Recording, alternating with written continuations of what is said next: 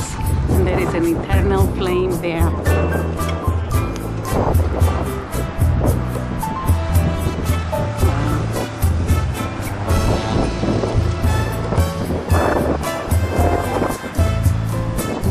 The memory is still alive.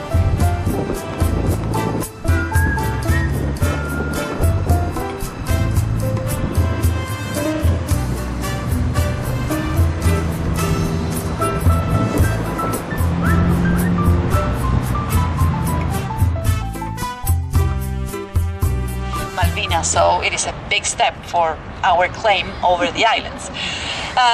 So in remember the 1830, that's when the Beagle Channel was discovered. So the British were around this area exploring, looking for new areas, going to Antarctica, expedition exploring Antarctica. So in 1833, they took the islands. It was the same time. They were not interested in the Beagle Channel, apparently. The Malvinas have a better strategic position. They are right on the way, on the Atlantic, on the South Atlantic, on the way to Antarctica. So, it was like that, those were more important than having this area. So, and what is important, because sometimes the British say that they were the ones who discovered the islands and they were the first people to live there, and that's not true. Our side of the story says the islands were first inhabited by a group of French people. Then they left because the King of Spain said, no way, those islands belong to Spain. That was before Argentina was independent. So they left. They recognized that they were part of Spain. Then we became independent. They became part of Argentina. Argentina sent a governor to those islands because the British say that there was nobody living there, which is not true. There was a governor and there were some people living there. The thing is that when the British arrived, some of the people who lived there were in Buenos Aires. They were not on the islands at the time they arrived. The governor was not there, but he was not there for things that he had to do in Buenos Aires. Just a coincidence, maybe, or not. I don't know. Maybe they knew.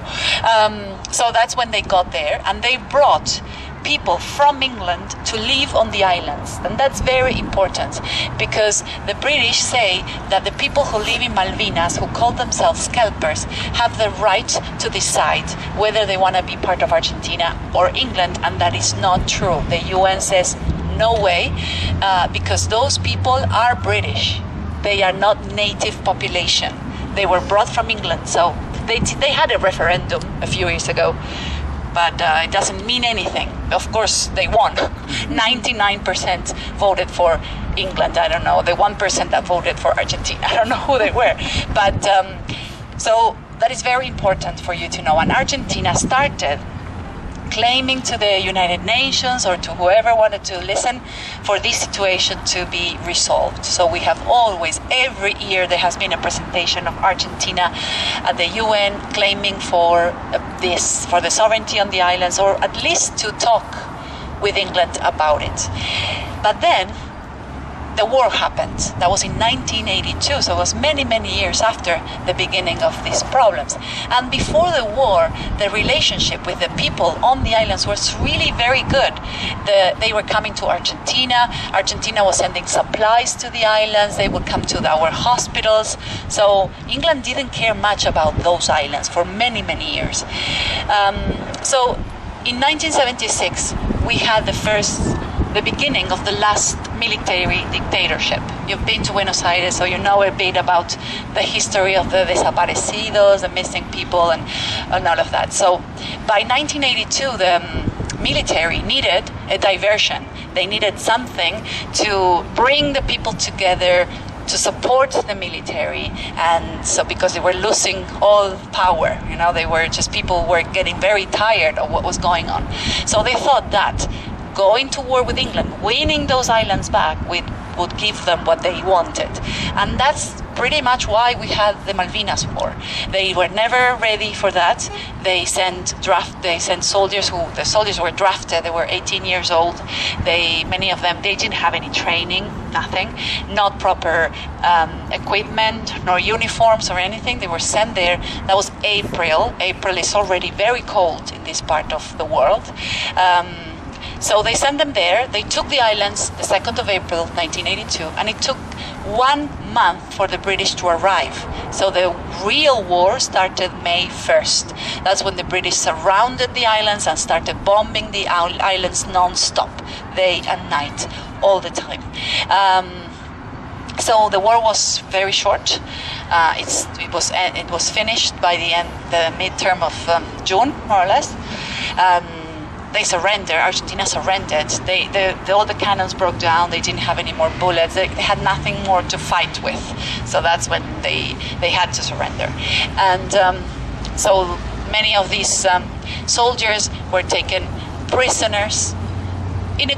Not mistreated or anything, but they were taken as prisoners, and then many of the British ships took all the soldiers back to the coast of Argentina. And that was the end of the war. The 649 soldiers, half of them died during the sinking of a ship that was the Ara General Belgrano, which was a ship that was very far from the islands. It was way south. It was not going to Malvinas, but it was going to be patrolling around the islands. And it was actually closer to Ushuaia. It actually stopped here and it left to Ushuaia, and after 2 days it was bombed by a submarine and it was sunk. It was south of the islands, of the Malvinas Islands. And it was sunk in the middle of a storm, so they couldn't rescue. Many of them they stayed for 2 days in the rafts until they were able to reach the place where the boat had been sunk. Some, like 700 people were rescued, but 300, so half of the ones who died in the war, died during the sinking of that boat, which was May 2nd, so it was just 1 day after the British arrived. The only good outcome of the war is that the military lost all of the little support they had left, so they had to leave. So it was the end of the military regime, so we gained democracy, we had a president again. So we know that's something good in a way, a good outcome. If they had won, maybe things would have been different, And then after the war, England thinks that they have the right to be there because they won a war. So now it's like the war ruined all the negotiation options. They don't want to sit down and talk with Argentina, although we are not planning on a war or anything like that. And people on the islands don't like us very much because they believe we invaded their country and things like that. So their relationships now there are no relationships with the islands. There's no flights from Argentina, so it's not possible to fly there. Nothing.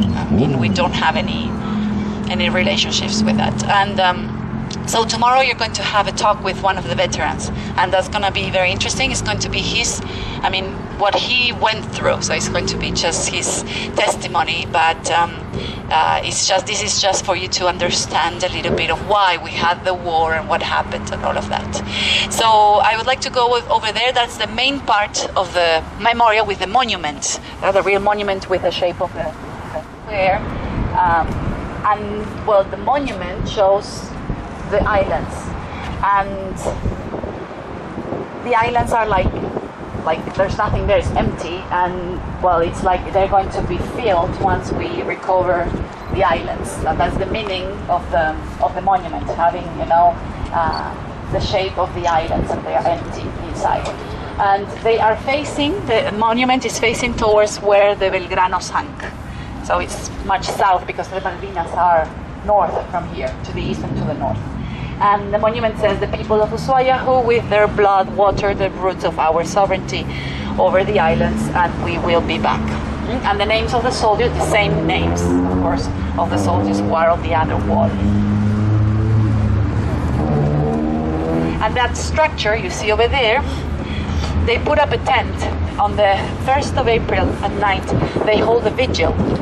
So we have lots of veterans here in Ushuaia. They were not living here when the war started. They were living in other places. But then after the war, the veterans suffered a lot. Actually, more people died after the war than during the war itself. The veterans drugs, suicides. It was like a little bit like Vietnam for you, something like that. So many of them were looking for a fresh start somewhere else, and Ushuaia offered that in the 80s. There was a lot of industries. It was a place that wanted to be populated, so a lot of good salaries, and it's like you came here, nobody knew who you were. So many of them came for these different reasons, and so we have lots of them. They met here and they made a very big group. They are the ones responsible for the construction of the monuments, the memorial, and every 1st of April they hold a vigil here, and a lot of people of the city join them. And they have the tent because it's really cold usually. So they have hot chocolate and they spend the whole night here waiting for the beginning of the 2nd of April to remember the beginning of the war. So it is like an open wound in Argentina. It's something very, very sensitive. And remember that we never use the other name, the Falklands. We say that Falkland is the F word in Argentina. So whenever you are in Argentina, please remember that they are the Malvinas, especially when you talk or if you ask something tomorrow to the veteran. So it's very sensitive. No way we use that word here. Okay? Okay, so do you have any questions? No? Okay, so we are now going to go towards the bus. There are a couple of pictures over there. There's actually a picture of the ship of the Belgrano when it's already sinking, but now it's not. It's faded. Yeah, it's faded because of the very bad weather, But something interesting about that boat was the USS Phoenix. It was bought to the United States, and it survived the bombing at Pearl Harbor. So it wasn't sunk in Pearl Harbor, but it was sunk here by the British during the Malvinas War. So we'll have a look to those pictures, and then we cross the street and we get on the bus. Okay? We're going to interrupt the love making of that couple. Oh wow! I wonder who took the picture. Maybe they're kind.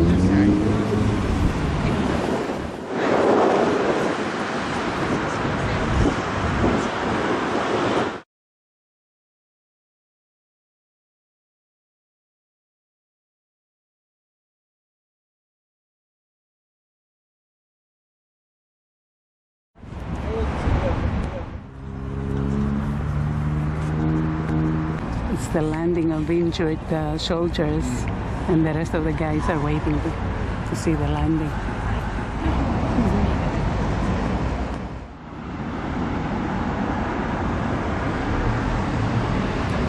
Look at all the very interesting. You get in Argentina would say Malvinas Argentinas, right? And so I suggest that you take a look at the booklets, because there's some information about the Malvinas, and also because it completes the picture of being here, considering that this city is considered the capital of Malvinas and the islands of the South Atlantic, right? The Argentinian dream is still alive that somehow the islands, not just the Malvinas, but South Georgia and the South Sandwich Islands as well, will one day become part of Argentina. Let's see.